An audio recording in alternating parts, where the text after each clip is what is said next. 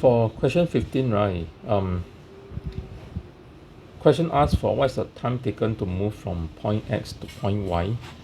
We may think that point X, right, is like halfway through the equilibrium position to point Y, also halfway through the equilibrium position. This felt like it is like 1/4 of the entire motion. Not, no.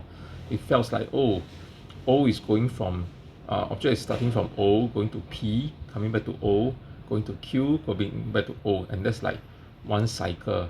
So from X to Y, right, felt like it's 1/4 of a cycle. So the most common mistake, right, will be straight away choose that and go for T/4. Unfortunately, right, that's false because, right, in our thinking that the duration of the motion, right, the duration of a certain part of the motion correspond to the change in the displacement, right, or in that manner, we are actually assuming that duration and displacement change varies linearly with each other. But that's of course not true, because we are talking about SHM. So displacement do not vary linearly with time. So you cannot use a simple linear proportion to figure out what is the change in time. Okay. Instead, right, you got to look at how does a sine curve works.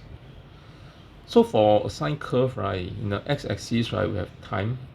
One cycle is t. This is t upon 2, and this is t upon 4.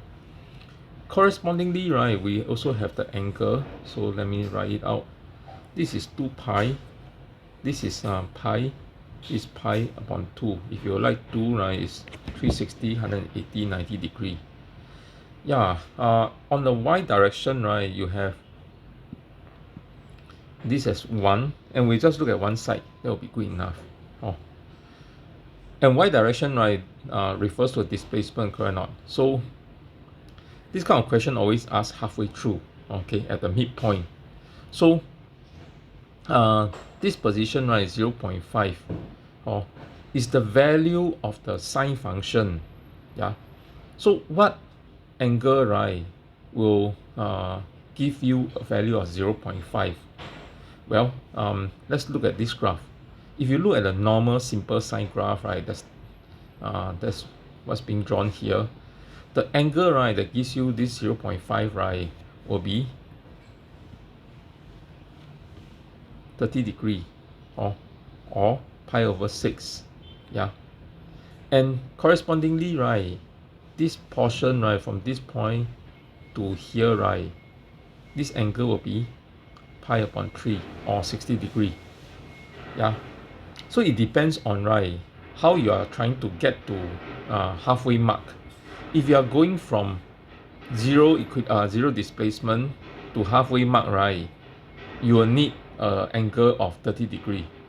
If you are going from maximum displacement to halfway mark, you will need a 60 degree, because it's a curve, right? So it doesn't take the same angle to reach the midpoint. It takes different angle. So correspondingly, right, you'll know that the time, right, taken to reach the midpoint depends on, right, where you start from. Yeah. And you use that angle, right, to figure out what fraction of the period is the time needed. So back to this question, we're going from X to Y. Okay, so it's from one particular midpoint, okay, to another midpoint. So that's what the question is asking for. With that, right, you can then figure out, right, to get from X to Y, you will go from X to equilibrium and from equilibrium to Y, and these two processes takes the same time, and each of these, right, is a 30 degree, is a pi upon 6. Okay, so 2 times of that, right, will be pi upon 3, which is 1/6 of a cycle. Hence time taken is 1/6 of a period. Or you notice, right, I'm always talking about proportion. I don't want to become I don't want to talk about phase or anything, right? I just want to keep the language very simple. So answer is A.